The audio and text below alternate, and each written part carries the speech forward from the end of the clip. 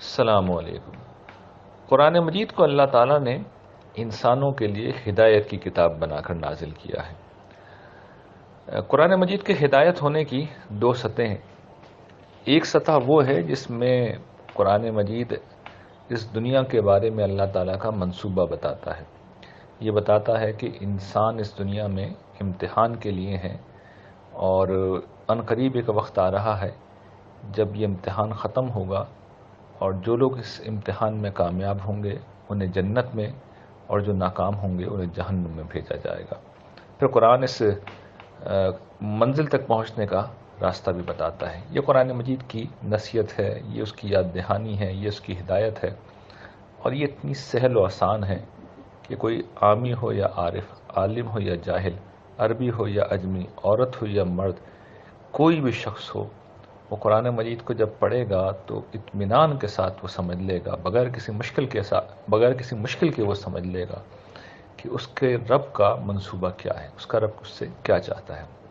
قرآن مجید کی ایک دوسری سطح بھی ہے، اس کی ہدایت کی ایک دوسری سطح بھی ہے جس میں قرآن مجید دقیق علمی مسائل کو زیر بحث لاتا ہے۔ وہ بعض ایسی باریک بحثیں کرتا ہے، ایسی نفیس بحثیں کرتا ہے جس کے لیے عالم ہونا ضروری ہے، جس کے لیے زبان کی مہارت بہت ضروری ہے، جس کے لیے انسان کی ادبی صلاحیتوں کا، اس کی عقلی صلاحیتوں کا، اس کی منطقی صلاحیتوں کا آخری درجے پہ پہنچا ہوا ہونا ضروری ہوتا ہے۔ اور یہ صلاحیت جتنی زیادہ ہوگی انسان قرآن مجید کو اتنا ہی اپریشیٹ کرے گا، اور یہ بڑی مشکل سطح ہے۔ اور اس اعتبار سے قرآن مجید دنیا کی مشکل ترین کتاب ہے، یعنی پہلے پہلو سے قرآن مجید دنیا کی آسان ترین کتاب ہے،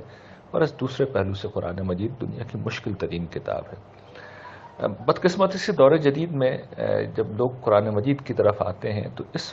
باریک فرق کو نظر انداز کر دیتے ہیں، اور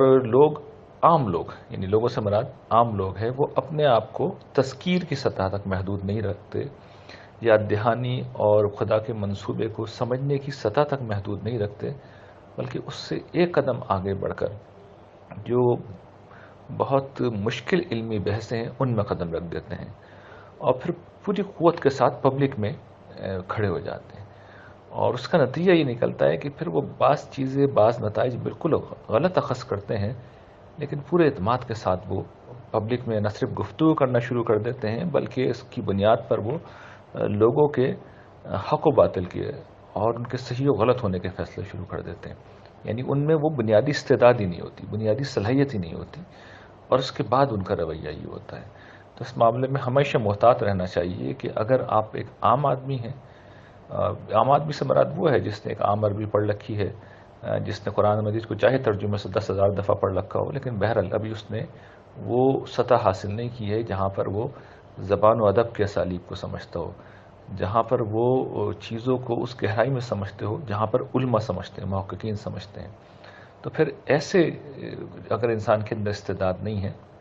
تو اسے اپنے آپ کو تذکیری سطح تک رکھنا چاہیے، اور اگر وہ آگے بڑھ کے اس سطح پہ قدم رکھے گا تو پھر انسان حضرت عیسیٰ کے الفاظ میں اندھا راہ دکھانے والا بن جائے گا،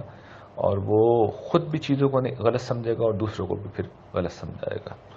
وآخر دعوانا الحمدللہ رب العالمین۔